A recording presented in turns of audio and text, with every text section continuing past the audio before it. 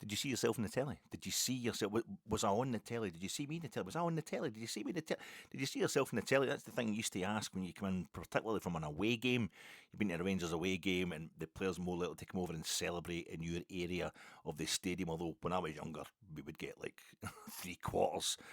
2/3 of most away grounds, but there was a thing you'd go back home and the highlights would be on Sports Scene or on Scott Sport. You know, I maybe see myself. I think I was on. I think I was on the telly. I was on the telly on Saturday, but except I wasn't. I wasn't at the game. I was watching it from home on the sofa. Later on that night, I'm breaking up this podcast. I'm putting a timestamp on my post-match reaction pod, an hour and 37 minutes long. It was the least I could do. Sorry, it's been a long, hard season. Just really needed to milk. Really needed to milk that best result of the season so far, best performance of the season so far.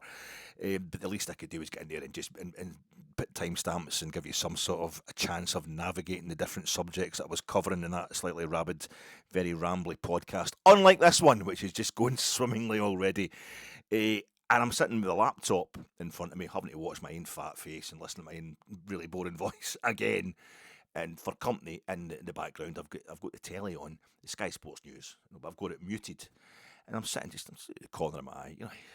Football fans don't what like so there's moving colours because you get distracted every now and then by the screen in the background, but mostly I'm just looking at YouTube and looking at myself while I'm splitting up my podcast, and I just see at the corner of my eye, obviously they're showing the Old Firm goals on a loop, but they're also showing every other major kind of game, even minor games all over England, you know, all the different leagues in England. The English football always takes priority on Sky Sports News, so I'm really fully concentrating. And at one point, just at the corner of my eye, I'm seeing this game that's obviously insane. There's that thing that a nippy wee striker or forward has just piled right off the park, scored a belter. He must be playing for the away team. He's piled off the park and he's done that thing. He's gone through the poles and through the stewards and leaping actually into the away supporters, and they're all piling down the front. There's big mad flags that are so big, there's no way anybody who was holding that flag or was anywhere near it could actually see the game.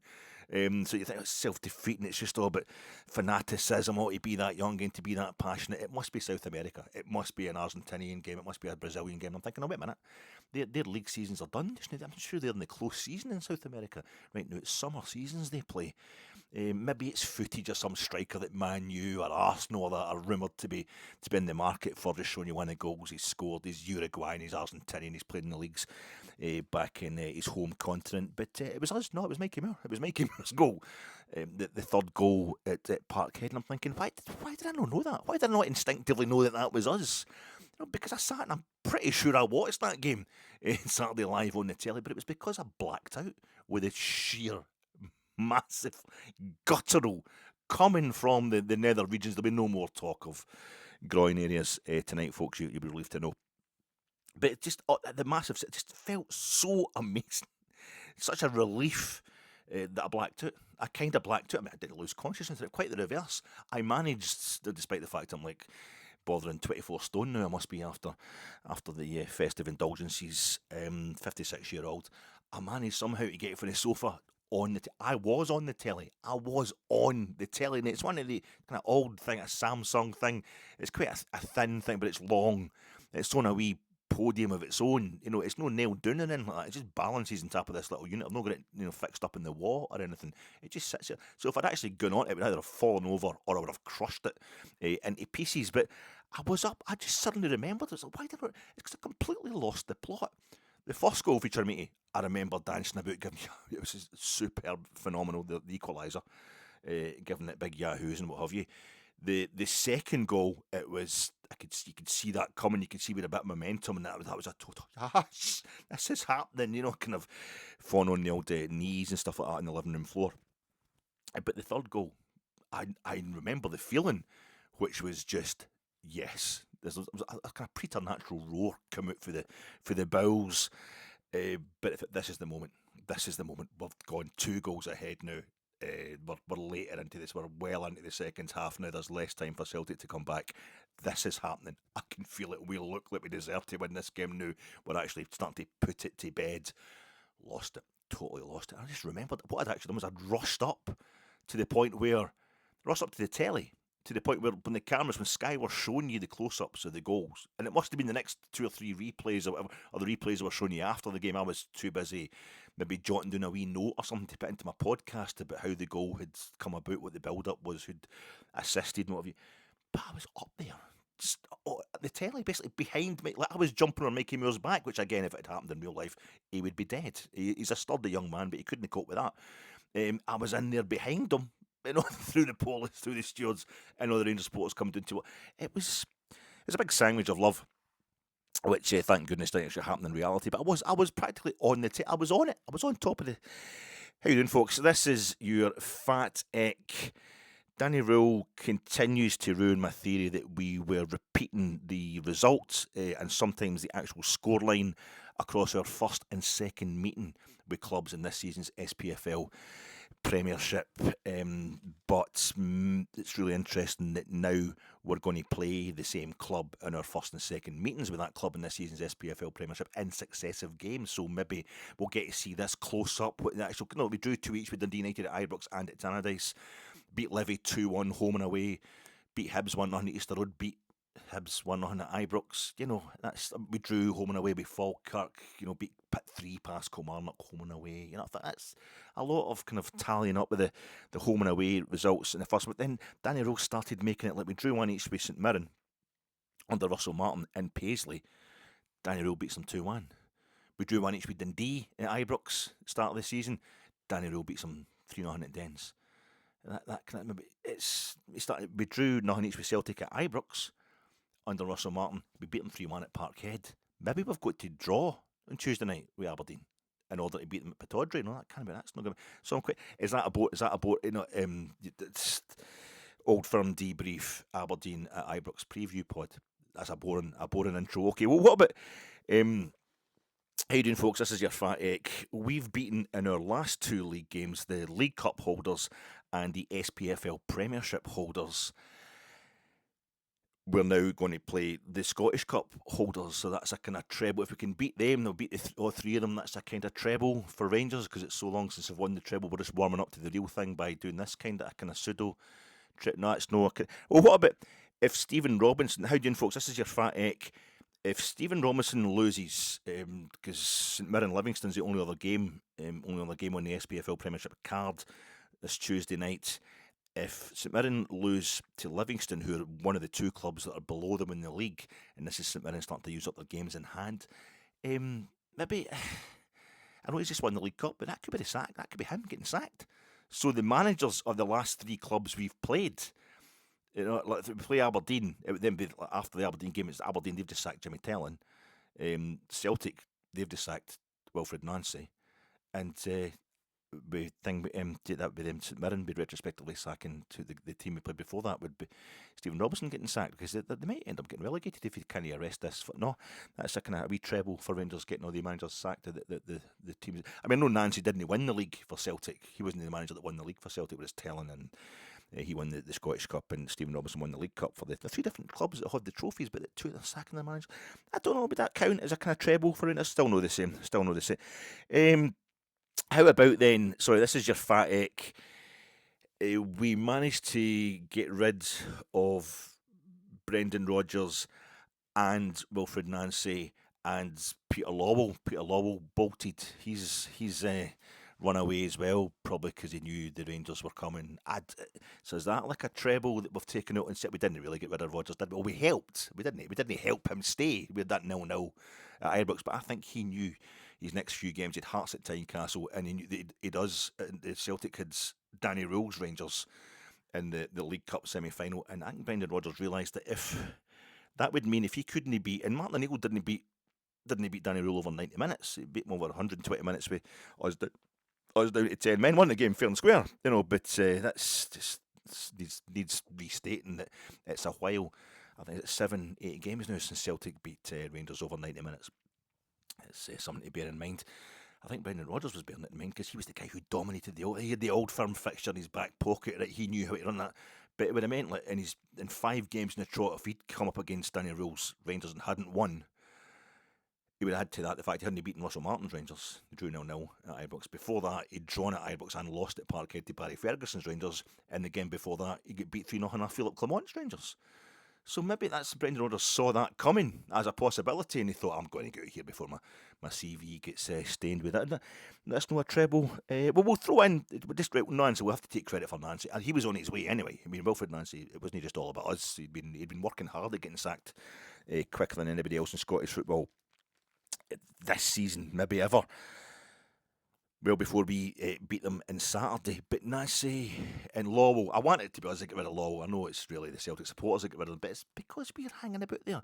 It's because we've no money, despite us being absolutely, we thought we had the worst managerial appointment of the season.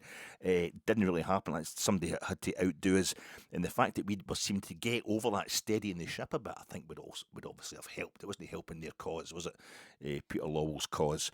So we get rid of Lowell, we get rid of Nancy, and we get rid of the wee guy that wears all the they all hate, Tisdale, Paul Tisdale. So that's a treble. That's a treble that Rangers have. We haven't won the real one since 2003. So let's just have a wee kind of plastic trebles on the way to warming ourselves up. But all from Debrief Prod, Aberdeen. Ibrox preview pod coming to you in association with Gersnet. Check out Gersnet, the Sunday night podcast. I haven't had a chance to watch it myself yet. It was Jamie, Ben and Scott, Jamie, Ben and Scott, and they will have, I just know that they will have had a pretty good time and will be very entertaining to watch and listen to, because they were assessing how Rangers had got on at Parkhead the previous day. So that'll be available on the Gersnet YouTube channel and all other good streaming platforms. I'm sponsored by Gersnet. I'm also sponsored by Michael Hordern, the actor, at the end of the BBC Omnibus, Jonathan Miller directed adaptation of the famous M.R. James ghost story, Oh Whistle, and I'll come to you. What's the story in the book? The written short story is Oh Whistle, and I'll come to you, my lad. It's a Robert Burns line. But I think the adaptation, which is on the BBC iPlayer, and you should check out. It's on every Christmas, I think. I've seen it quite a few times. It's absolutely brilliant. It's still on BBC iPlayer. It's I think it's just Oh Whistle and I'll Come to You. He calls it in that one. There's some slight differences for the actual story, for the actual original M.R. James story, but the essentials are all still there. And Michael Hordern's performance as Professor Parkins, he's absolutely amazing. It's just a guy who's the typical mad professor, or appears mad to somebody as boringly normal as myself, because he's kind of talking to himself. It's because he's got so much going on, so much intelligence, such a massive brain, that he's constantly thinking. He's been allowed to detach himself from reality somewhat, in that kind of cocooned way of your Oxbridge Dons. And he's in a boarding house, and if you know the story, you know the story. Michael Hordern, it's well what he's talking to himself all the time, and that's a really great device as well, because it's in the story, the actual written story, the M.R. James short story, a lot of it's going on in the professor's mind, in his brain. It's all internalised. There's not a lot of dialogue. So if you've got Michael Hordern playing it as talking to himself and mumbling all the time, he's actually articulating various bits of the plot without you noticing it. But it's an extraordinary performance. It's so bang on. It's absolutely brilliant. But at the end, when the thing that happens, the stuff that's been building up to comes to a head, if you know it, you know it. If you don't, I don't want to spoil it for you. But he's like, oh no. Oh no. Oh no. Oh no. One scene never forgotten. He can't. It's not. And I think I'm sponsored by that, because that's how we're all feeling. That's how we're all feeling today. I know I'm seen as being a bit too woke. I'm always taking all the different religions on board to try to be respectful of everybody, the different ways of life. People look at it and people, you're too woke, you always try to worry about everybody. But no, I'm going to say, so I missed out somebody, and it's happy new Netflix Harlan Coben. Happy new Netflix Harlan Coben to all who celebrate. It's a kind of foreign sounding, crazy sounding ceremony. I know if you're just used to Christmas and all that kind of stuff, you're a bit stuck in your white Christian ways. But it's a ceremony, I think. A lot of people, very different lifestyle to ourselves, but they're welcome in this country. They're very welcome in this country. I used to take part. I was been a bit right on, or that I would take part in the happy new Netflix Harlan Coben every year. It's always right at the start of the year. It kind of coincides with our own Christmas and our own New Year, but I'm getting more and more kind of confused by it. I don't really understand what's going on. I've never taken the time to learn. I'm just stuck in my kind of white Christian ways of liking things with a plot, or with a script. Or we acting involved. I don't know what this is anymore. I can't. Still go to the really, really nice houses and people in really, really great jobs and wearing nice clothes and all that. But the stuff and also evil people live, the way that the house and estates and that are all vandalised and there's bin bags everywhere, that kind of stuff. That's we like to think of the working class that way, but no, I can't really do it anymore. But nevertheless, all the best to them. It's because it's Michael Hordern and Whistler will come to you on BBC iPlayer. Check it out. It just no. That's how we feel today. That's how we feel on Monday. First Monday back at work after the Christmas and New Year break. It's like, no. That's how I felt today, having to go scrape them. I mean, really having to scrape the motor. Needing a chisel to get whatever that was, that ice off the windscreen and what have you, to the back of 7. It's no. And the thing I like to do, there's this phenomenon that happens later in January or is it February? It's Blue Monday, and it's never the day when you go back after the Christmas holidays. But it hits folk later on, a few weeks later, when it's like it's so far from Christmas and New Year, but it's still so far until we get into the proper light nights. And folk just get totally depressed. It's the most depressed Monday, statistically, of the entire year. So what I do is I don't fool myself. I like to spread the depression nice and thin, except that I'm going to feel like shit today. And that way I'll no get ahead of myself thinking, because folk, you start deluding yourself. It's as delusional as folk who think, like myself, who start thinking that everybody works 9 to 5 Monday to Friday and gets 2 weeks off at Christmas and New Year. That's totally delusional, but equally delusional. I think that they think, I've had too much chocolate. I've been in the house too long. I actually need a bit of routine. I'm actually quite looking forward to getting back into a wee routine. And if I'm at my work, it will distract me for the chocolate and the crisps and the whiskey and the wine and the Dolly Parton cava. No, I can get back into it. I'm quite looking forward to get back to it. And then it hits you a bit. I'm fucking hating this. I'm hating this. I like being on holiday. I like watching telly. I like stuff in my face. So I try to avoid that by just accepting that I feel crap on the first Monday back at work. But how are we supposed to do that? As Rangers supporters, how are we supposed to do that when you go and dig out a result like that on Saturday? We are genuinely buzzing. We're going to end up being completely and utterly depressed outward. I suppose the way to look at it is beating Celtic at Parkhead to make it 3 straight league wins, and I say no having lost to Celtic over 90 minutes in September 2024. That's a kind of festive period, isn't it? That's like, yay, fantastic. Aberdeen at Ibrox, then Aberdeen again the following Sunday. 2 games against Aberdeen, home and away. That's the kind of there's nothing to win. There's no win situation. They'll be trying to annoy us, and they've sacked their manager, so they're probably going to get new manager bounce, or it's even more embarrassing if we can't beat it. It's just back to reality. Bayern Munich, when they won the European Cup for the first time in 1974, it's the only European Cup / Champions League final to go to a replay. Only time it ever went to a replay. They drew 1-1 with Atletico Madrid. Poor Atletico Madrid. This was their first European Cup final as well. The only club to have reached 3 finals, more than 2 finals of the European Cup / Champions League without ever having won the thing. I mean, I think Juventus have lost 7 European Cup and Champions League finals, but they've won it twice. You know what I mean? Atletico Madrid have never won it, and they come for the same tune as the club that have won it more times than anybody else. So when they get to the final, and they're playing Bayern Munich, who are wearing all white just to rub it in the high so 1974, and they're winning. It goes to extra time. It's 0-0. This is the Atletico Madrid that beat Celtic, brutalised Celtic in the semi-final, but they're winning because they scored 6 minutes to go in extra time. Luis Aragonés, the guy who managed Spain to the 2008 Euros. Vicente Del Bosque came in to win the World Cup in 2010, the Euros in 2012. But it was Luis Aragonés who got them. He's an Atletico Madrid legend. Atletico Madrid's top scorer for years and years, Torres, El Nino. He scores the only goal of the final in Vienna against the Germans to get revenge for Aragonés with what happened in 74 against Bayern Munich. Next goal that Torres scores, it's against Rangers against Al McGregor in a pre-season friendly for Liverpool. And that's after he scores the winner. I'm not trying to just... It's no like, oh, God, I'm so fucking still pissed and kind of podded and whiskied out after the weekend. I'm just rambling on one of my favourite subject, like an annoying drunk man at the bus stop singing his favourite songs. You know, I'm not doing that. This is relevant. This is relevant, okay? Because, I mean, Danny Rule, folk talking, it must be his greatest moment as a manager on Saturday. Well, I think maybe rivaled by, as a manager in his own right, perhaps, or a head coach in his own right, but as a coach in general, I think he's still been involved, been the coaching staff of the Bayern team that won, the last time Bayern won the Champions League / European Cup 2020, he's in the coaching staff. That's got to be up there. So I'm talking about the first time Bayern won the Champions League. The Aragon scores, catches Schwarzenbeck, equalises in the 120th minute, last kick of the ball. Big, never scored a goal in his life practically. Just has a 50-yarder because there's time running out, straight into the bottom corner. Atletico, bang.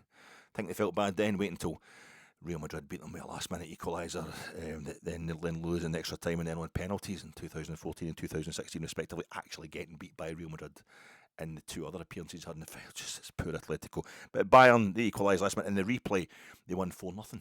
And there's Gerd Muller, you know, doing his Youssef Chermiti. Folk just think it's the opposite. They think Chermiti can only do spectacular. You know, but there he goes and scores a Gerd Muller type goal, hitting that front post against Celtic on Saturday. Well, Gerd Muller, folks just think he's a penalty box striker, scrappy goals on the 6-yard box, and he does have a lot of them. But the two goals, look up on YouTube, the two goals he scores, him and Uli Hoeneß get two each in the 1974 European Cup final, replay in the Heysel against Atletico Madrid. Bayern win 4-0, but the replay means the game gets played in the European Cup final, as it should always be, using the Wednesday night. The replay's a Friday night.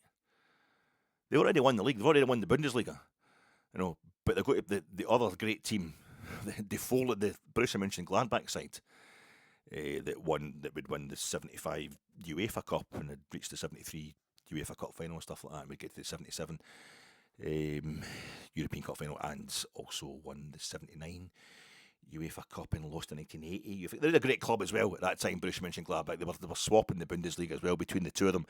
But I think Bayern has already won the Bundesliga, and this time won the European Cup for the first German team, first time Germany had ever won the European Cup. And they've got to play Borussia Mönchengladbach the next day. The game's in the final was in Belgium at the Heysel. That's doable it was by bus. They travelled by bus from Brussels back to Mönchengladbach, because Mönchengladbach's up North Rhine-Westphalia. It's just kind of over the Dutch border. So they get the bus back, so they're getting absolutely pissed, absolutely wrecked on the bus all the way back to Mönchengladbach. They just go direct to Mönchengladbach, and this is, I think, the last game of the season. I think they'd beaten Borussia Mönchengladbach to the title, so they turn up having just won the European Cup, and they're all pissed. Bayern Munich go into the park, pissed, and they get beat 5-0. Going on 10, I think Borussia Mönchengladbach started getting embarrassed. How is this relevant? It's after the Lord Mayor's show. That's what I'm trying to say. Sometimes you can get so carried away by a massive pivotal result. Something that I'm not saying we've never beat Celtic at Parkhead in our history, but it's pretty much the opposite of what's been going on for most of this season. It's something that at the beginning of the season, the general feeling at Ibrox to have pivoted and go to that kind of level of, yeah, beauty. This is what we want to do. This is what real Rangers title-winning teams do, even if this isn't a real Rangers title-winning team. It could really get you the nice steady kind of beating St Mirren 2-1, you know, beating Motherwell 1-0, even losing just 2-1 at Tynecastle. Hearts have been better than us this season. Most other teams, that's the toughest away venue this season probably. So 2-1's no, but you know, beating Livingston 2-1, all these kind of one-goal wins and stuff.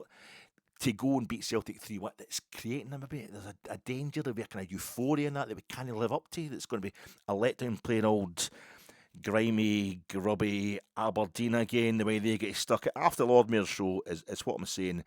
Aberdeen at Ibrox, normally a decent sense of kind of anticipation around that kind of game. It's the Aberdeen fans' derby, you know, that's their derby, where you've got to behave like a kind of 14-year-old at the dinner table talking about abortion or genocide in the hope that their parents have never heard of that kind of stuff before, and they're going to be totally shocked and appalled by the blowing the reality, blowing away their kind of comfy life, you know, with their reality bites revelations of real world truth. But this time we really do need to be laughing at them like all good parents would, and watch them storm back up to their room in a huff, because this is where we begin to truly find whether or not Rangers are capable of winning this season's title. Danny Rose proven to me anyway that I think he's totally proven that he is the man, but he certainly very much looks like the man, and has certainly proven that he's the right choice to be brought in as a replacement as for Russell Martin, if not the guy we should have brought in instead of Russell Martin. We need him to lead us. He improves us. He's consistently, steadily done so in kind of perceptible yet sustainable increments. The problem he has now is the same problem Philippe Clement had in January, February 2024.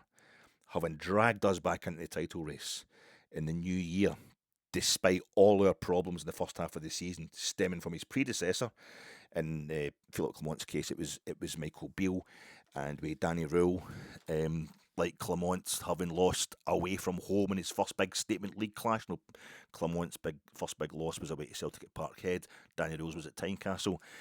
He's now being kind of automatically lauded by some Rangers fans as this season's title-winning manager, which is nice. It's a nice thing, to be so positive, but it's far, far too soon to be doing that kind of stuff, to be thinking that way. But nevertheless, this is going to gain just enough traction to make a backlash against him, all the more likely against Danny Rule, if we don't win the title this season. He's got to that point. It's that point I saw it happening under Clement. Clement wouldn't change his style. Danny Rule's definitely flexible.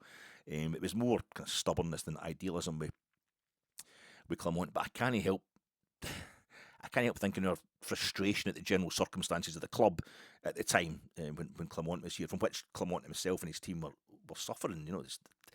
The board not having enough money, and blah, blah. That led to us prematurely and over harshly blaming him for no winning the 2023-2024 title. One of the worst things are, the further away you feel from being the club you want to be, the more demanding you get in a certain kind of crazed way. You want to blame it, lash out everybody for not giving you exactly what you want when it's probably not their fault. Really, we should have been praising Clement for having us back in the title race at all, for leading the table in February of a season which seemed over in October. Ring any bells? We're not even up the top of the league this time, but it certainly seems as if it was over in October this season too under Russell Martin. I knew it was going to happen the second we went top of the table that season under Philippe Clement. I knew he'd made a rod for his own back.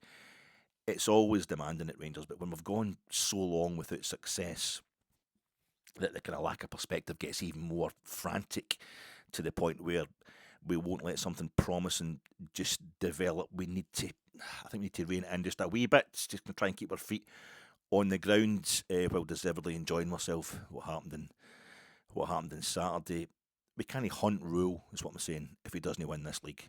He was never meant to win the league this season. Neither, frankly, was Russell Martin. It's only happened. We've only got this to this point in the table. We're feeling so good about ourselves because Celtic are so bad under Brendan Rodgers, then 10 times worse under Wilfried Nancy, and because Rule has demonstrated a quiet kind of perspicacity, a studied ability to analyse and quickly assess and diagnose the problems in our squad and the lay of the entire SPFL Premiership land. He gets it. He just gets it. He's a quick study, and he engenders belief, and he carves out results. We can't get rid of Danny Rule if, as I felt on Sunday, they surely would that very night. On Saturday I felt they surely would that very night, but it's taken them until today. Celtic get rid of Wilfried Nancy and managed to kind of retain this season's title. I think that's all they really need to do. Celtic, they're still kind of favourites. I'll do my snagging list. I'm forgetting to do the snagging list recently. Port Vale versus Barnsley, it was off on Sunday. Port Vale versus Barnsley get cancelled, so happy 150th birthday to Port Vale. But that great pitch is in the sunshine. When I was down there 2 weeks ago, it's still in the sunshine, but it's frosty as anything, so happy birthday to Port Vale. I said in my preview pods on Friday night, my preview pod snagging items, it was too long, it was posted it too late, and it was out of sync. And I said in that Stephen O'Donnell had done well for Scotland against England at Wembley in the last Euros. Well, obviously it wasn't. It was a Euros before that. We were in Germany. The last Euros, not doing at Wembley. My Old Firm post-match reaction pod, the snagging there, that was too long. It was posted too late, and it was terribly out of sync. As is this one. Same apply to this one as well. And I said in that the post-match reaction pod that Anthony Ralston, who also featured quite prominently in actually the last Euros, I said it was him that nearly broke Parpatch's ankle in the first Old Firm game of 2010-2011 season. I think Anthony Ralston was probably 5 years old then, so unlikely. Although if he bulked up as quick as he has recently, maybe he could have done it. But it was Anthony Stokes, of course. Anthony Stokes, Anthony Ralston. It's that easy mistake to make. A less understandable mistake was Goodfellas. I was talking. I couldn't remember how much money that Tommy owed the guy that owns the restaurant bar place. And he smashes the guy over the head with a bottle and all that. They might know the best thing. It's in the middle of the, you call me a clown, you call me, I amuse you scene, that wee bit. It's $7,000, seven big ones, 7 G's. Sorry for forgetting that. And also replies, but I've not got back to anybody. People are, so many replies, it's absolutely lovely to the post. I've not even managed to get a chance to get back to anybody who spoke to me after who sent a wee message. Maybe one or two people, but not as many as I want to. After my preview pods, never mind after the post-match reaction pods. So I'll be hitting that before the game against Aberdeen kicks off. Folks, so prepare to get replies every bit as boring as my actual pods. Revenge pod, yeah, revenge porn. I do revenge pod. Revenge pod. It's happened to me plenty of times. So listen, it happened again yesterday. I have to be honest with you. I told you last week how I couldn't help myself when Wilfried Nancy sacked as Celtic manager. When he lost to Dundee United at Tannadice, and that was just Celtic's 4th loss in a row. Even I had to go, wait a minute, that's different level for Celtic. That is particularly, but I need to know. I need to do that thing that I swore I would never do. And I never really understood it. The urge to go on and watch a rival fans podcast. But I had to do it, and then I watched a bit of Axom, and I started getting sympathetic. So I switched it off. Straight away. Well, they must have done something to the algorithm, because I was sitting there and I'd watched as much Rangers content as I possibly could. I was waiting to watch the Jersnet podcast. Yeah, it wasn't on until later. It was yesterday afternoon, and suddenly I found my this thumbnail come up, and I found my cursor kind of hovering over a thumbnail of 3 Celtic fans. Axom, a Celtic state of mind. Three fellow podders. Let's get this right. 3 fellow podders on YouTube. So I gave it a go, and this time it was the post-match reaction. It was their post-match reaction pod to the Glasgow derby. I'd watched the Old Firm game, so I was hoping maybe that there was a kind of crossover in what they were saying. There was one guy who was all kind of Sevco this and Sevco that, and Rangers are shite, and that's fine. He's the boy's angry, that's fine. I get it. And another guy who's maybe kind of just like me as a younger man. He was a younger, far thinner, far hairier, far more intelligent version of me, really. Just his teams get beat, he's pissed off, but he's a bit philosophical. He just try to diagnose it. He's not saying anything wildly controversial. He just wants to talk about his team, and I thought that's fine. He was good. And there was another fella, another guy more my age, and he was surrounded by. And listen, I'm not trying to put the boot in here like Harold Pinter. Harold Pinter famously said, or wasn't he famous? He definitely said that he would never walk out of a play by another playwright, because he knew what it was like being a playwright, how difficult it was, and the biggest insult was to walk out of somebody else's play. But he said that because he had to do it once. I don't know if it was Antonia Fraser or Joan Bakewell that he was with or chasing at the time, but it's the two. Imagine that. Imagine you're Harold Pinter, right, and you're like, I'm cool as anything, because I tell these, I'm heading for the Nobel Prize for Literature or whatever. Like, I'm just cool as anything. So these interviews with Harold Pinter where he sits. I mean, his stuff is good. His stuff is mind-blowingly good. He had a cravat and all that. He's dressed a bit like Bob Fosse, but he's on that one of the kind of lounger things in the 60s, and he's just super cool, a bit of a dick, actually, to be honest. But he's Lady Antonia Fraser. Just imagine he's sitting with her and they're watching University Challenge, and she's just emasculating him, getting every single question right. And he's like, oh, for fuck's sake. He's like, I'm just going to go and have an affair. No, you're one of the guys, you've got hundreds of money, hundreds of fame and all that, and you're doing the cerebral thing as well, the beautiful wife, but you want like Hugh Grant and that just strain, you want a bit of strange, So you got Joan Bakewell, and they're doing a business in the makeup at her flat, and she's getting the pits on the University Challenge on, and she's beating them even more. She's like, getting the physics ones right and all that as well, and it's just, for fuck's sake, give me a break here, I just want to a bit easy. But he said he had to date once, and he felt terrible because he never, well, I'd never want to slag I feel this isn't it, I'm not slagging a fellow YouTuber, somebody else. I don't want to walk out on the work of somebody else who does a Scottish football podcast. It's hard going. It really is hard going. This guy was, to be quite honest, this third guy, he was thanking me for the extra revenue I, as a Rangers fan, was bringing to his podcast, to the Axon podcast. That guy's polite. That's nice. That's really, he appreciates me being here, even though he doesn't even know me by name or anything like that. And he was even inviting Rangers fans to clip up what he was about to say and use it on social media. He's giving his own content out for free, not asking for a fee or anything like that. But this guy's absolutely lovely. How generous, how generous. And then he says Celtic will still win this league title because we'll get someone in to replace Nancy now, and anyone would be better. And so, I'm not quoting him directly, this is me paraphrasing. So, we'll instantly improve, and we're only 6 points off Hearts, and we're level on points with Rangers, despite Nancy only winning 2 of his 8 games in charge. But we will be champions in May. Believe me now, we will still be champions in May. You can laugh at me all you want. I'm going to be proved correct. That kind of stuff. And I thought, no wonder he's been so nice to me. He's nicked my fucking patter for the night before. He's watched my post-match reaction pod and now he's quoting me. I couldn't have, because he was actually recording this before. It was me that was watching it late. But he's nicked my patter for Saturday night. The Bampot's offering me his material for free because he's about to use my material for free, plagiarise and get. I mean, okay, he's saying all this from his kid's room. I have to be respectful because he's got a Darth Vader doll behind him and Superman doll and a figurine. Was it like I think it was either an X-Fighter or it was, what you call them,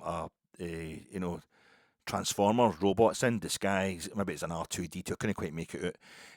But he had all that kind of stuff, and he's just talking about his shit, thinking about his kids, obviously, when he's giving it. But that's a Care Bear. I know, that's a Care Bear. That's because I'm a bear who cares. That's not a stuffed toy kind of thing. That's mature. That's his mate.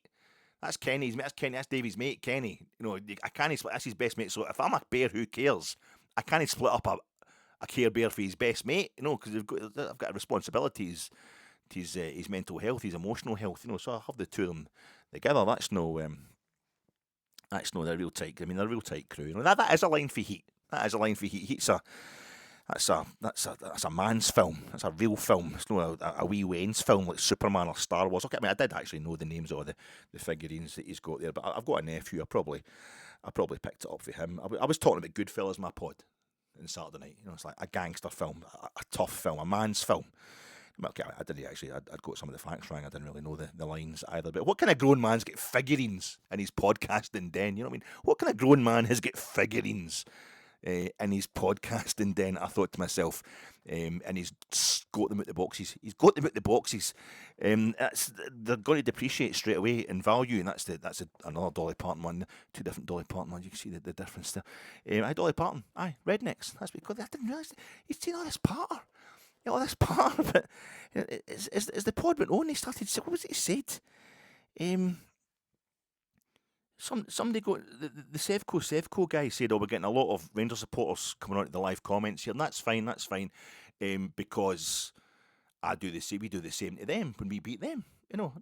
That's fair enough. But this fella, the guy with the figurines and all that, he said, at least somebody's sister's getting a break tonight. I thought, what the somebody's sister's getting a break tonight? I've not seen my sister for years. Because she's my wife now. And she's my wife. I married her 10 years ago. No, that's a technicality. That joke's based on it, wasn't it? No, I've not seen my wife. My sister, sorry. Getting mixed up all the time. I've not seen my sister for years. You get them pregnant, you don't want to see them, do you? Want to bulk? Because, it's twice the responsibility. It's your Wayne, but it's also a niece or a nephew, So I was out of there, man. I was out of there. She told me she was on the pill, man. That's just... no, but that's the thing. This is the part we use against them. The fiddle-dee-dee music, the Irish stuff. That's why you don't watch podcasts by rival fans, because it's not because you end up hating them. It's because you realise we're all using the same pattern against each other. And we're just all the same. But you want to keep the illusion alive. You know what I mean? You want to suspend the disbelief. We're not just all wearing different colours because, we're actually essentially the same folk. So that was a bit disappointing. But I think the idea was that we're all kind of, we're all inbred and we're all... That's absolutely incestuous and stuff like that. It's terrible. That's somebody's sister's getting a break tonight. The thing was, the last laugh was on me because I was actually watching it on Sunday afternoon. I wasn't watching a live recording. I was watching it on Sunday afternoon, and that's when I ride my maw. So, last laugh goes to me. But all this kind of bogus, the kind of morality of heist and gangster films versus the bogus spirituality, the new religion of sci-fi and fantasy films. The kind of internecine movie genre divisions that split Glasgow in half. You take away all that, and I agreed with the content of what the man was saying. Celtic under Wilfried Nancy lost 6 games and won 2 in these 8 games in charge, no draws.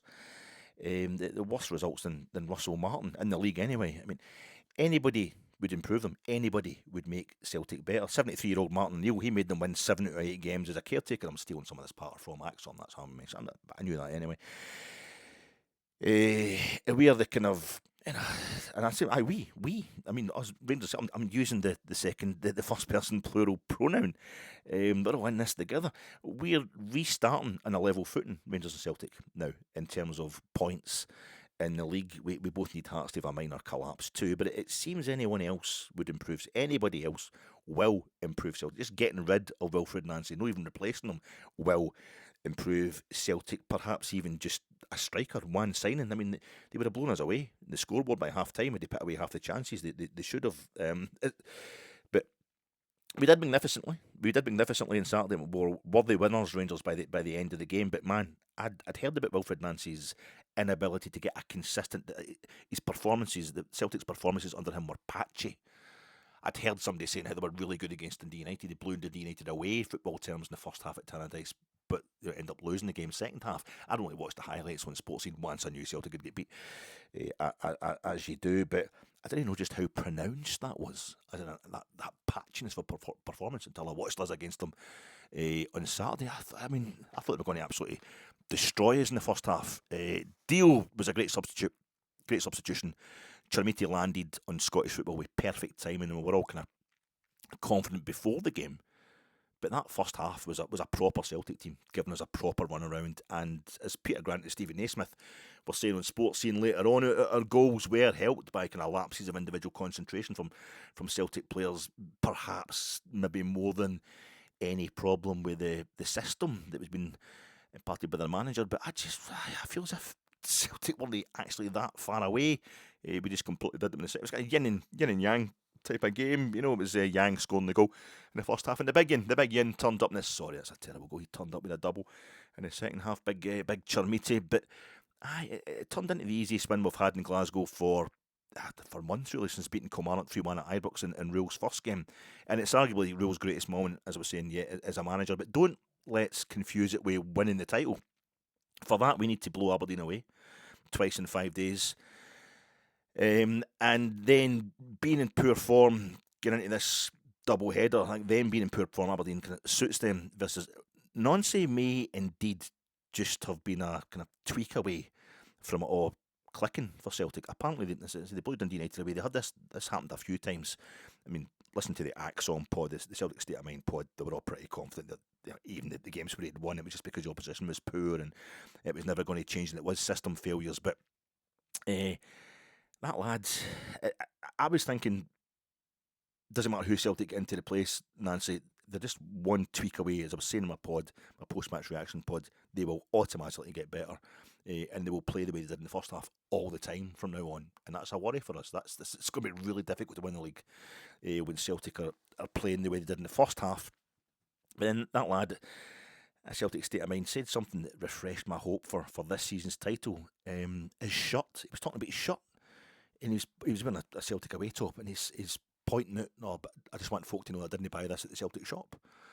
Didn't buy it. No, I got it. I don't know who he said he got it off, but he was wanting folk to know that he hadn't given money to Celtic, and it was he was wanting the board sacked, the same as the other boys on the pod, and he was talking about boycotting them. It's got to be a boycott, or maybe I was just imagining that because it was that kind of thing. They were talking about the Green Brigades, the empty seats in the corner where the Green Brigade usually go because they've all been kind of banned or whatever. And I remember there'd been protests outside their ground that they were shown on Sky Sports News, and Chris Boyd and a lot of Rangers fans slagging Celtic for being the most entitled fan base in the world, leaving the ground early just because their team's 3-1 down.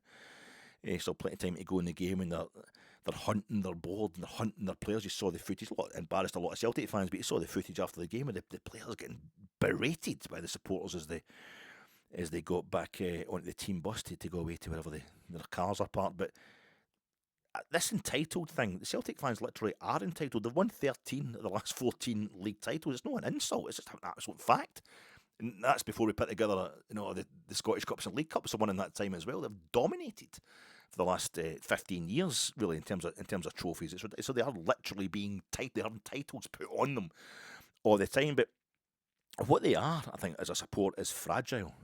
They're incredibly brittle in their love, quote unquote, for their club. When you've been in line for like a second failure to win the league in 15 years leads to that kind of hatred of your own club, and it is your own club. You're taking it out in your jersey, the stadium, the team, and the fellow fans, the fellow Celtic fans who may not feel the same way. This is really suicidal stuff. Remember the Sharks stuff after they lost to Ross County? They'd won 4 successive trebles, and then they lost, which they celebrated as you should celebrate an achievement like that. And then the following season, when they lost to Ross County in the League Cup, it meant officially for the first time in 5 years they weren't going to win everything. And they were getting hunted down the street. They were getting chased. The team bus was getting chased out the stadium. There was even a crowd at the game. It was during COVID, but crowds had gathered outside at Celtic fans to berate them. They should be getting a round of applause for this is the moment you mark the end of a record-breaking run of domestic dominance. But no, they get hunted. And actually, I think it makes me borderline angry, and there's a couple of reasons for that. It's just a football fan in general, but how can you kind of celebrate in May if you've berated? You'll be out there, if the Celtic win the league in May, as I think they're still favourites to do, really. How can you be out there celebrating, oh, I'm a Celtic fan, but you're embarrassed? You've publicly belittled them and berated them and hated them at an earlier point in that season. And I think it's because I've watched our supporters doing the same to Rangers this season, with the protests and the targets, the crosshairs on the CEO's head, on the head coach's heads, Kevin Thelwell, the director of football, and these guys did all get sacked. But it comes up, what is, and I've heard that frequently a few times over the years when Rangers have a particularly bad run or they lose another Old Firm game or something like that. And it's December 2024 since we lost an Old Firm game over 90 minutes, September 2024. But that kind of, let's stop buying stuff at you're just helping. You're part of the problem if you applaud the captain, or if you cheer the team, or if you turn up at Ibrox. It was getting to the point of turning up at Ibrox was making you part of the problem. That's what Rangers supporters advocating this kind of stuff. And I thought, at what point are you just hating your own club? How are you supporting Rangers in any way, shape, or form? It was, but I think it made me angry when it was us. And I think it was a bit of cowardice going this season when nobody would attack the actual owners. The ICF attack everybody. The ICF they're having it. That's their USP. Their banner during the Roma game was saying, 49ers, come on, make Rangers great again. So they were having a weird mention the 49ers, but they weren't saying, you're next, Marathi and Cameron, you're a disgrace, because it's like, no, they're absolutely minted, let's no slag. I felt it was really performative, and I think it's more about, our supporters, a lot of it is more about, I hate them. Everybody wants to hate somebody first. They want to be the first person to say, that guy's useless, that guy's garbage. You get a lot of folk like me want to be the first person to have discovered, I think this guy's going to be okay. I think watch it, this guy's going to actually be going really good. Now, a couple of months later, a couple of goals against Celtic, but I never at any point said Chermiti was going to be good. I said he could be, but I never at any point was I 100% back in Big Chermiti, so well done him. But it's a kind of performative thing. I think it makes me angry because in the world just now, there are so many horrific things going on. Price of food, price of medical care, the NHS, and folk attacking it, making it it's communist to want your children and your parents and all that to get medical care from that. It's really, there's so much stuff that's worth being on the streets, being fucking angry about and protesting about. To be doing this because your football team hasn't won a game or hasn't won as many games as you want them to, that kind of level of, I know the football is a kind of safe fundamentalism, but Jesus Christ, it kind of pisses me off in this day and age. But it's a different kind of online radicalisation, I think. But Celtic fans right now, I think they're in danger of going full Brexit, full kind of falling for that kind of social media pylon stuff. It's a type of kind of radicalism that's going to end up eating their own club. The club are kind of fighting fighting them by keeping. That was the thing. I bet the club they keep Nancy. They'll keep Nancy on just to annoy us. They did that with Neil Lennon and stuff. That was fine by us if that had happened, but it didn't. We need to win on Tuesday though, and I don't know if we're yet ready for this level of kind of 4 in a row type wins. It's very intense. But it made me angry in a couple of ways. I say that 2 or 3 ways. I started feeling my own. It was triggering in terms of what I've been through with Rangers supporters just lashing out blindly all the time. Where saw this stuff example, I was thinking about needing a Scottish manager. Need a Scottish manager and a Scottish, Scottish players. That's what we need to be signing now. That's just gone. There was folk would have punched you in the face for saying anything else, a week ago. I'm not going to go to Derek Johnson. He gets to say whatever he wants because he's a legend. And also, I applauded DJ when he was saying what he said at half-time. We can't ever go at the accuracy of certain things he was saying because it was all about the passion. It was all about he won us that game. There's every chance of saying he won us that game because the crowd was starting to turn and Big DJ got the crowd up for it. And it was 0-0 at half time against Motherwell. We came out and won the game 1-0. I think it had a lot to do with that, but it got broken down by various podders and what have you the next few days. Is it meaning we just need to get a Scottish manager, a Scottish core of players? I mean, what's happened to that hysteria? It was everybody had to think last week, and we go out there. It's an English guy on loan and a Portuguese fella that scored 2 goals for us the other day. Diamandi, Cote d'Ivoire, he comes on and does the businesses, turns it round with the help of a Belgian. We need a ranting and raving kind of bullying sergeant major and manager, no a head coach. A head coach is too kind of woke and continental. What happened to that? What's happened to that kind of pattern now? We Danny Rose just having coolly and calmly tell the players what they need to do. Just changed it at half time. There's no ranting and raving apparently. Just tell them we're just going to go 4-3-3 and chase the ball instead of Celtic players, and that was it. We need to bin the sports science nonsense. If I hear that one more time, that is just basically anti-intellectualism. It's Pol Pot stuff. It's fucking embarrassing. It's sports science nonsense. Get the players out there with 2 broken legs, but the right attitude. That's what it's all about. I mean, John Souttar and John Sterling were fucking immense on Saturday. John Souttar's captain, playing his first full 90 minutes for what, a month, 2 months is it? John Souttar's been out. John Sterling, best part of a year, he's been out. And it's to be brought back just so almost a kind of scientific mix with sports kind of methodology going on to get the 2 of them back for exactly when it counts to put in their first 90-minute performances, the first 90 minutes for ages to win that game the other day. We're playing our tunes on a boombox as Wilfried and Nancy's getting interviewed by Sky in a tunnel, and they're playing their tunes on a PA as Danny Rose getting interviewed on the pitch by BBC. Nancy looks as if he's going to start crying and just wants to get out of there, whereas Danny Rose just speaks a wee bit louder. Pragmatism and desire and knowing who your enemy is and how to play your enemy. These aren't the uniquely Scottish qualities. This is just being a bit class, being able to kind of keep your calm and you're under pressure. That's no, that's everybody. It's just a personality thing. Listen to me, Mr. O. I can remember stuff that the folk were saying before we beat Celtic, which they're now conveniently forgetting. Well, I was chief among those wanting new signings in the door. Auchenhowie doing a kind of first press interview before Jackie Bird had finished wishing us a happy new year. I know she doesn't do it anymore, but this is the 5th of January that I'm recording this on, and we'll get nobody in yet. It's testament to what Danny Rose achieved over the festive period that we're now all kind of thinking the team, the squad that we've got now, that's the guys we want. They've got a chance of being champions. It's embodied probably as much by Manny Fernandez as Youssef Chermiti, and I think Jayden Magoma as well. Guys that we all thought at some point just weren't up to it at all. Just in particular when it comes to Chermiti and Fernandez, we're seeing as complete jokes of signing, just jokes, embarrassments, because of the money we'd paid for them. But now that's fine. They're going to be absolutely fine.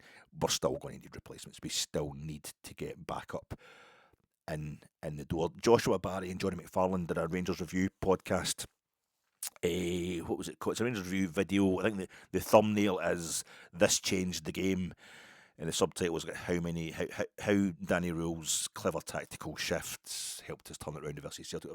Get on it. I think it's less than half an hour long. It's on Rangers Review, as I say. Just get on that if you haven't seen it already. But he just broke it down. Joshua Barry's really good all the time, and he was breaking down the fact that it was at half-time. Yeah, we brought in Dio for Asgard at half-time. But also we went kind of from the 4-2-3-1 to a 4-3-3. We stopped to be a high press that was leaving space in behind us when it stopped working early doors in the first half, and we just went for pressing the ball, just putting the three across the midfield, not letting Celtic play it through us, and then just running at the ball, just going for the ball like a bunch of Wednesdays. They're picking up graphics, they're really good. And then the one that shows you just when Diamandi starts doing that thing for the for Mikey Moore's goal, when he's over at the jungle side and he's running towards his own half, but he bends around this kind of U-bend and comes back infield and up, and he's heading towards the D, but he gets fouled. Then Asgard comes in, Gasma comes in. It's the A's and the G's. I always get their name. It's the A's and the G's in their names. Gasma comes in and he lays it off to Mikey Moore. Just Dio's running that, and they were showing it when Diamandi takes the ball and he's running away. There's about 8 Rangers players all around about him. It's like school playground stuff. Everybody heading for the ball, whereas in the first half, we're going man for man, trying to shut Celtic down. And I really admire that. I admire... That's what I wanted. That's my biggest complaint, was that Rangers don't start fast enough against Celtic. It's been a complaint for years. Well, I remember, I think it might have been... Was it the last time we did get beat off Celtic over 90 minutes when Clemont's team lost 3-0 at Parkhead in September 2024. We were brilliant for the first 10 minutes. We started brilliantly. We had Celtic in the Parkhead was silent.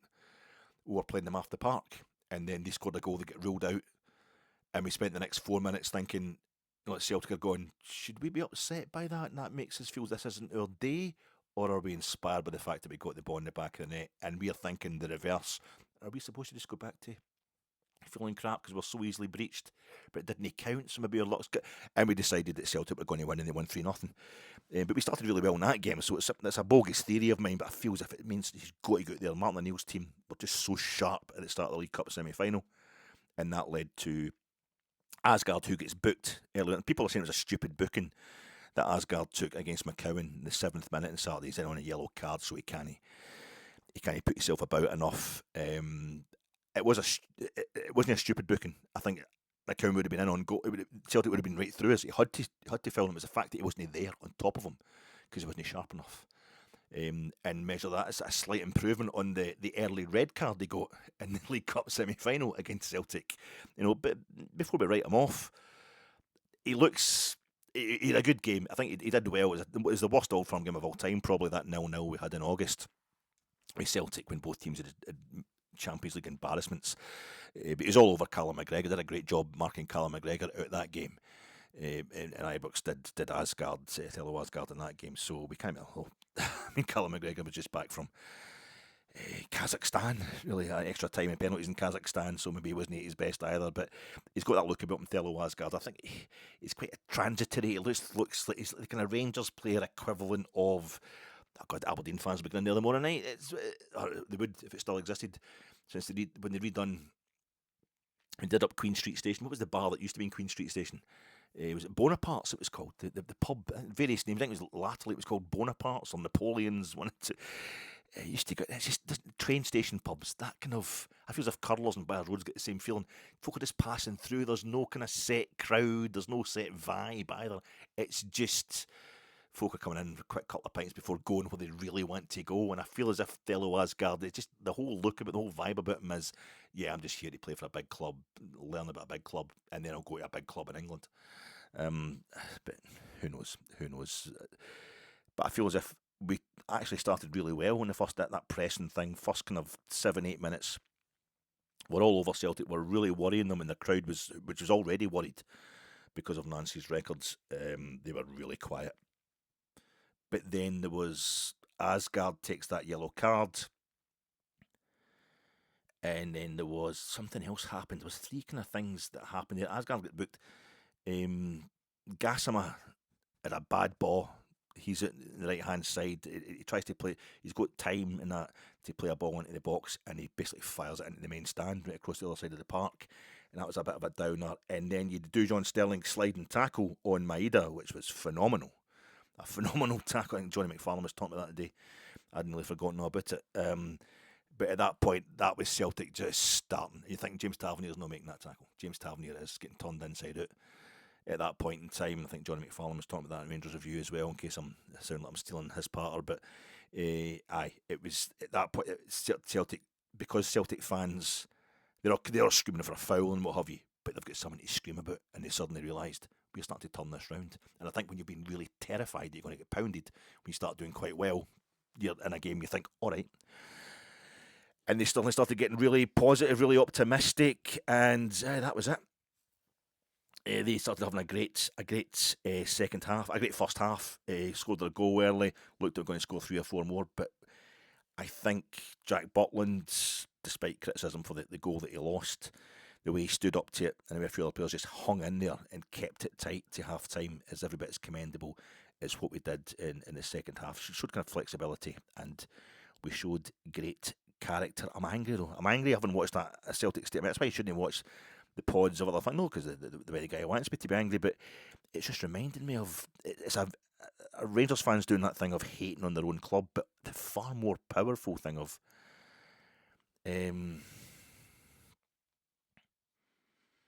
it's no anger, and it's vindication. Vindication, a little kind of spot of catharsis, all stemming from an emotion that's been stoppered, been kind of corked, been backed up for like 13 and a half years now because we're too busy getting our club up through the leagues and back to full strength again. We're not there yet, we're not back at full strength yet, but we're watching the club who most benefited from our financial implosion, which was brought about by HMRC. So they're celebrating the establishment when they celebrate that. Rangers, the liquidation of the Rangers holding company. But I'm watching the people, and it's not all Celtic supporters, it's half the Celtic supporters, common sense. They get that it should be peaks and troughs in football or whatever, and they've had a great time of it and they'll be back. They shouldn't overreact as well, or else they're in danger of doing this stuff to themselves. But there's a lot of Celtic fans who don't care about using the term old firm and stuff like that. But the ones that do, over the weekend, they were adding another huge layer of hypocrisy into the kind of institutionalised jibe that Rangers died in 2012. Celtic fans are taking money from their own club. This fellow's talking about, he's embarrassed at the thought of him having bought a Celtic jersey from Celtic. They're protesting their own club because the major shareholders, the directors, the board for these supporters are not the club. Celtic, their club is a belief, it's an emotion, perhaps even a moral. It's a way of life. It isn't a corporate. It's not a corporation, but it's a thing of the heart, of the spirit. Congratulations, you're all caught up now. That's welcome to Zombieland. That's for them. The holding company was liquidated. If the Celtic holding company, if they even have a holding company, was liquidated tomorrow, Celtic would be more alive than ever. For them, their support for Celtic is it's the club. The goodwill is obviously transferable to whatever kind of random corporation needs its box tick to have the honour of housing Celtic FC. It's that they're just. I thought this when the corporation, when the holding company died, when you get rid of all that meant there was no club. That was no. Aye. Everything that these kind of supporters said about Rangers in 2012, therefore, everything you refused to use, or every time you refused to use our name in your programme, Celtic the club did this as well because we'd been weakened, going for us because we're on our knees. Every time you suckled us with a chance of like zombies and it's just been regurgitated now from that part of your kind of bowels, that dark part of your bowels where you had the self-knowledge, the dark realisation of what you were spouting wasn't actually true. It's coming back up, being vomited back up as kind of black toxic bile. You're now puking out all over your own club, your own corporate superiority, your own team, your own way of life, and it's. I think it's in danger of killing your team's dominance. Get it fucking run you. Plenty decent, sensible Celtic fans. And I don't aim this at them. And this is why I didn't like. I'm disappointed Rangers were doing that whole thing of hammering home the use of the term old firm. Making Celtic walk out at Ibrox, doing the tunnel and through a wee cardboard gate that said old firm all across it and all that. You're buying it. It's the same argument, which folk don't want to use a certain terminology. It's up to them. But if you're buying into an argument, it's going to eventually disprove itself. So you shouldn't get on board with that kind of stuff. And this is what we're seeing just now. The bitterness always consumes itself. That's probably why we ended up the way we did back in 2012. So kind of superior for years that we ended up hating ourselves more than any other club in the country. So we welcome bitter Celtic fans. Welcome Zombieland. We tried to leave it nice and tidy for you. I hope you like it. But I don't like feeling stuff like that. But it has to come out at some point because we took a lot of shit. And for me, it's a lot about being a fan of a big club is about taking a lot of shit. But when it's a fan of fans of other big clubs, you can't mention who support it. Weddings, funerals, then wait for they died, and you're fucking. And it's all the Celtic fans. I remember, a private school golfer of an Ayr United fan doing the same thing very proudly across, asking me, who do you support? Rangers, I'm going to support. I'm United support, and I think you did die. No, do you, mate? Do you? Aye, fuck off. It's just nice to see other fans just admitting, no, the corporation, the owners are fuck all to do with us. The club is in our hearts, and the goodwill is transferable. That's your trophies. That's your identity. It's like if Celtic had to sell Parkhead or Rangers had to sell Ibrox, it'd break my heart if we had to move out of Ibrox. But I go to watch Rangers at Hampden, I go to watch Rangers at Pittodrie, I've watched Rangers at Parkhead, and it's still Rangers, we're still there, the feeling's still there. It's not about these things. These things don't hold you. These things. I thought it did at the time. Don't get me wrong. On the day, it's perfectly natural to panic and be like, "Oh, for Christ's sake, we've liquidated. That's it. It's done. It's all over. It's all over." But then you find out how it all works. And no, Oscar Cortes. He's off to Huracan, Argentina. Oscar Cortes is as we spell it, Sporting Gijón, has not worked out. He's off to Huracan now. I think that.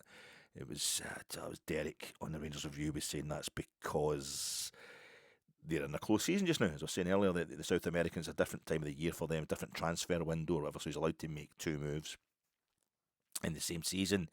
It's looking like we're just trying to find him a home permanently and get a bit of decent money back for him. Oscar Cortes, it's not worked out at all. Huracan, that's what I mean. Talk about Port Vale in England. Huracan, one of the clubs in Argentina that your kind of hipster trendies should love. They're named after a hot air balloon.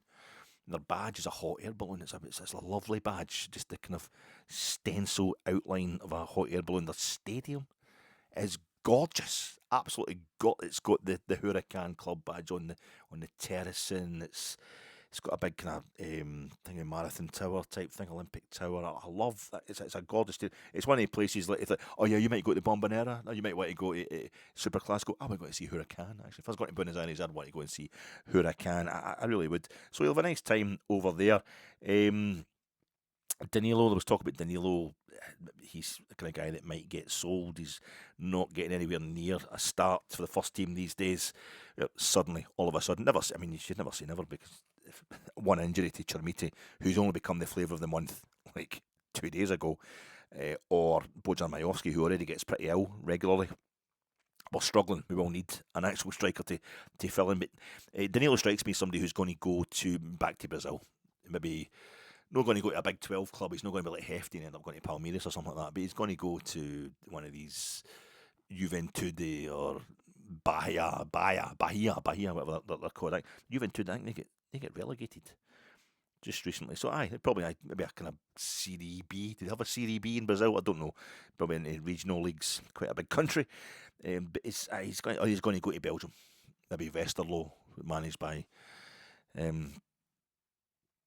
Sam Charai. Maybe go back as part of the deal to get this fella Tur Romans. They're kind of 22-year-old left back. Apparently they're wanting about $3.5 million for him. We're rumoured to be after him. I would take that, But look, the boy in a Celtic state of mind who was worried anybody thought his Celtic shirt had been bought from Celtic. I should be worried about the 2 samurai swords he had on his desk next to him, next to his Superman figurines. The 2 samurai swords. That's what it was. I could see them. The 2 samurai.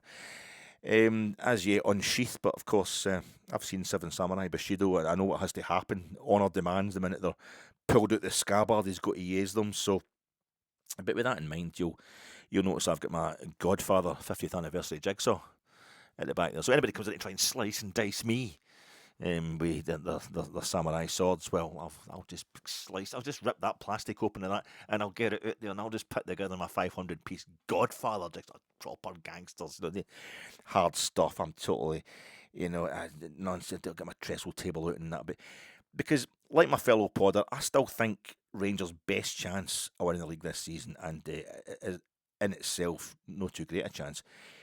I seriously feel our kind of brief but be fatal for 2025, 2026 would be a reversion to type against Aberdeen on Tuesday night or on Sunday, and I'm far more worried about an OTT reaction to Danny Rule from the kind of pure hardest, most vicious support in the land. We're Rangers. Come on, we're all gangsters. We're not sci-fi fans. I mean, it's not as if you ever see the entire Copeland Road stand covered by a massive reference to Star Wars. May the fourth be with you. Aberdeen, they are eighth. They're eighth after a setback at Falkirk, so they sacked their manager. Who would do that? Who would do that? They're 2 points off the top six. They got rid of Jimmy Tellin, who arrived there at the start of last season. They finished fifth in the league last season after a start to the last season's title race, which they were well in for about 8 to a dozen games. I can't remember exactly how long, and it had us all worried that Rangers were going to finish third. And then he ended the season winning the Scottish Cup, which had us all really happy because he beat Celtic in the final and that stopped him winning the treble. That qualified them for the playoff round of the Europa League. They lost 5-2 in aggregate to our old pals FCSB, the old Sloy Bucharest, or the new Sloy Bucharest.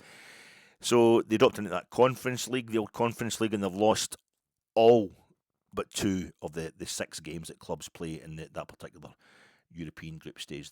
Aberdeen finished 35th out of 36 in the Conference League table. I am not laughing. They get 2 points, a 0-0 away to AEK Larnaca. We get beat the last time we played in Cyprus, Aris Limassol, if you remember.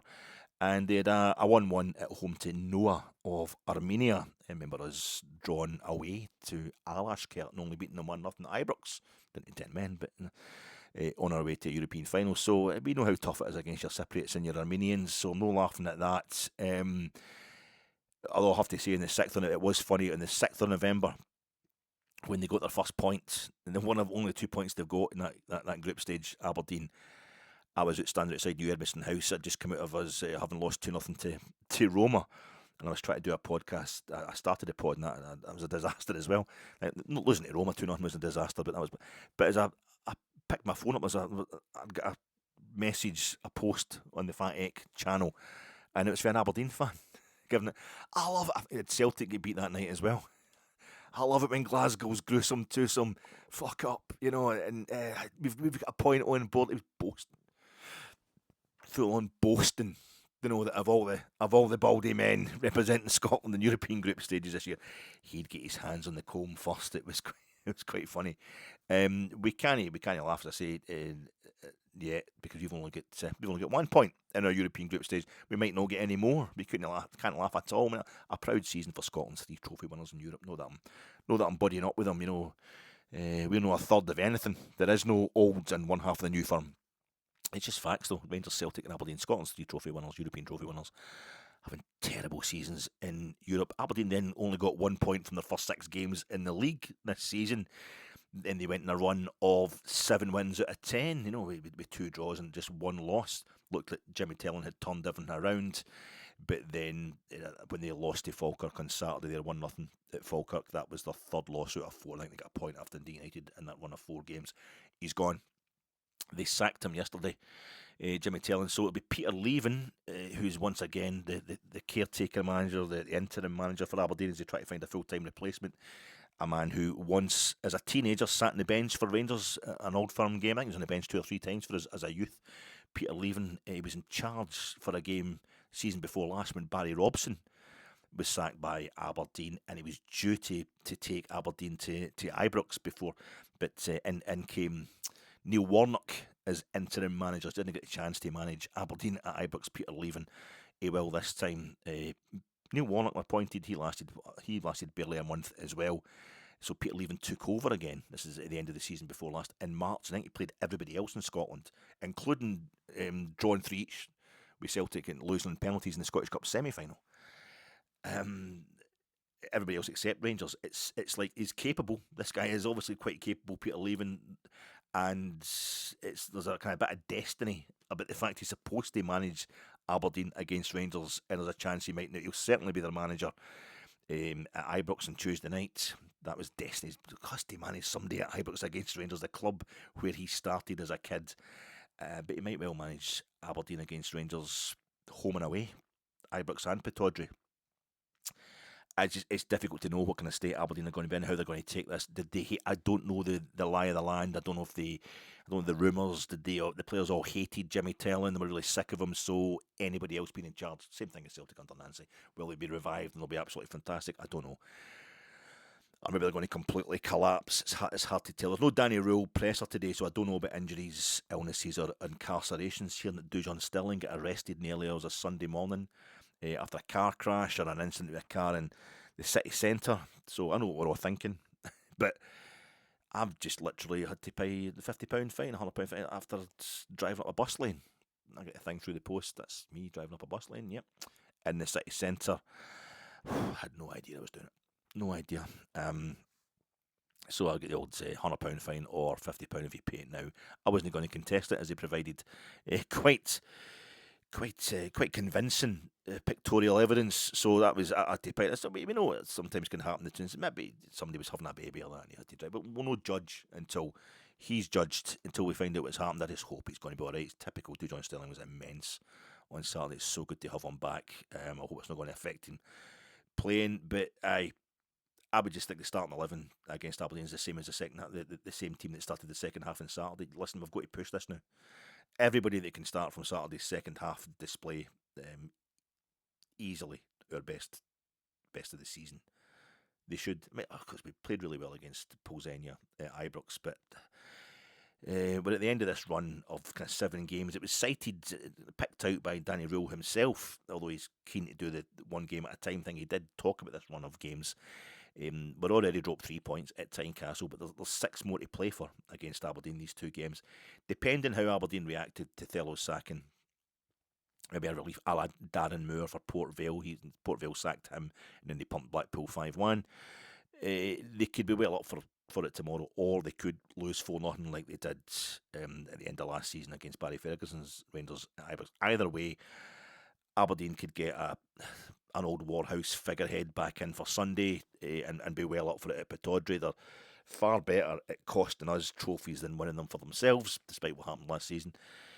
I think Rangers have got to look at the fact that a week on Friday, is it a week on Friday? We play Annan in the Scottish Cup. A League 2 side, a struggling League 2 side. They're no Queen's Park, let's say that. So we should be able to rest plenty of players, and it's another 6 days till we play after that. We play Ludogorets at Ibrox in Europe. So we can do our resting and recuperation after Sunday, after we played Aberdeen at Pittodrie, 4:30 kick-off on Sunday. These next 2 games, we've got to go for it. This is our league season. We've got everybody fit that needs to be fit. Well, I hope they are. So no injury updates so far, but Celtic are reacting positively to Saturday's Old Firm game, and they lost it. So we need to do the same. We're still no above Celtic in the table. We need to go out there and put the pressure on them. Celtic have outdone us. That they made sure Russell Martin and Kevin Thelwell are not the biggest joke of the season. Throw in Law being chased away, and that's balancing out Patrick Stewart as well to balance out the what's the guy's name? Paul Tisdale and Wilfried Nancy. But while it's great that we saw off Nancy Tisdale, and let's see, we saw off Law as well.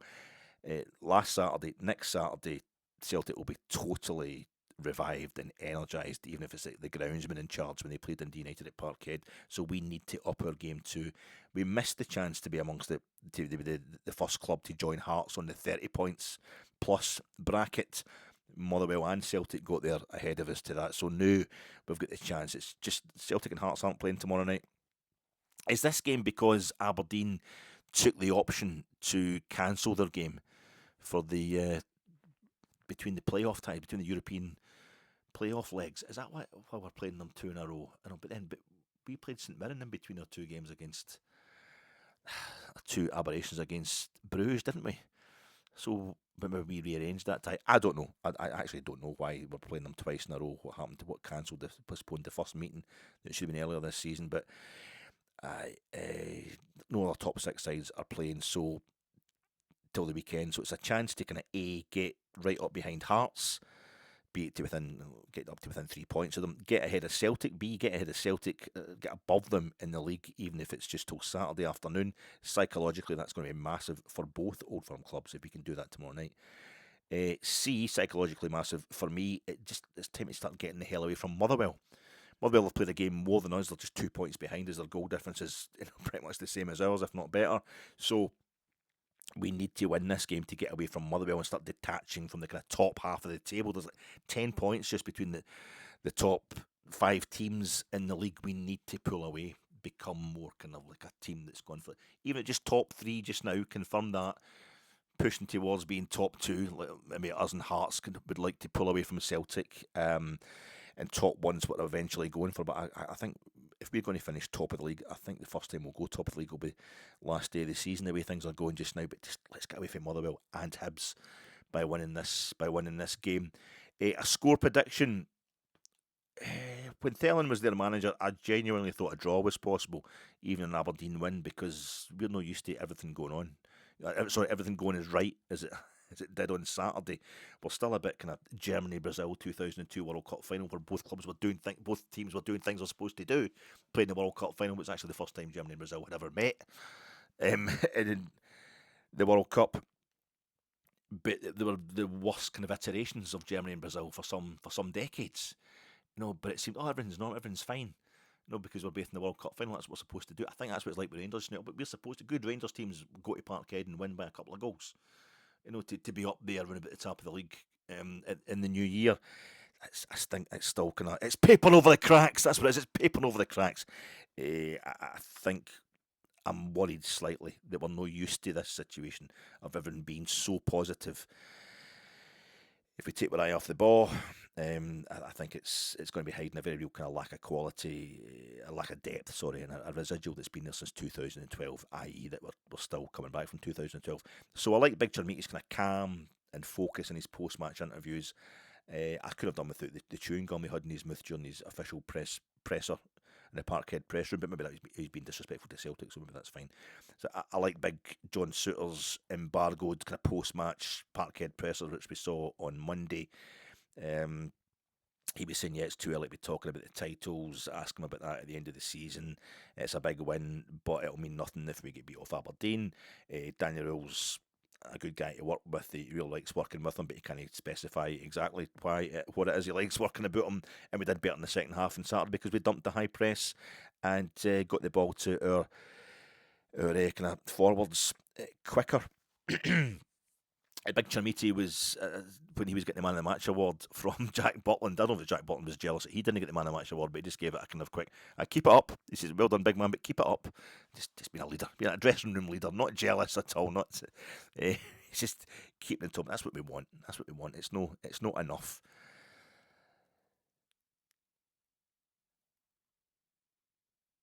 I think that's it, folks. I think that's it. Oh, no, it's a score prediction. I'm trying to avoid the fact. I think it's going to be a solid doer 2-0 to Rangers. I do have genuine fears we could draw this game. It could be or lose 2-0. If it goes as badly as it possibly could in my darkest fears. But I would say it's a solid kind of doer 2-0 win for Rangers. It's kind of warming down from the hype of an Old Firm away win and warming back up for the hype of Aberdeen at Pittodrie under new management. But I like the approach. I mean, Danny Rule himself, I don't want to ever go at the manager. He said the next game is the most important game. A lot of his presser at Parkhead was just reiterating what he said to the Sky cameras, the whole thing about there's 2 stories here, the one of the comeback and one of Chermiti getting his first kind of big moment for Rangers. And he called the players incredible in the second half, and they must take belief from the win as must Chermiti from his goals. He's got a good feeling about the board. The board are going to look for the X Factor signings in January, but it's intimated to me that we're not going to spend crazy money. We're not going to go out and just throw money at it this month, but why should we? But he gets the focus back straight away on his current squad in this interview, deserving of big credit and what have you. It's like he doesn't want to worry them by saying there's players coming in to replace them. He singled out Diamande for praise. It's a very different moment where we're at just now from his first game in charge when we lost 2-0 in Bergen. And at that point, I was worrying, I'm maybe analysing it too closely, but I'm thinking, is he getting a bit emotional there? Is he feeling a bit vindicated? It's a bit too soon for that, perhaps. I think he's just trying to make his squad believe that they've turned a corner so they'll feel more confident. But there's a wee tiny bit of me just thought, is he getting a bit carried away? I think it's just he's so downbeat all the time that to see him being in any way kind of Aberdeen great is a bit disconcerting. But he was quickly saying we must continue this way into the second half of the season. He cited Aberdeen playing 5-2-3, so that's that out the window because this was him talking before Tellin had been sacked. And he's saying it's about the next 3 points, not more, not less. That's what I like, the downbeat stuff. I don't like the hysterical stuff. I like this kind of calm, straightforward, matter of fact, unhysterical take. So just get 3 points, whatever way you can tomorrow night, Rangers. And if you don't, I'll get my Lego samurai sword and I'll cut myself, and it'll be on you. It'll be on you. I'm only joking. I've got to go now, folks. I've got to talk to you. I've got this podcast thing and folk right in. I've got to get back to them.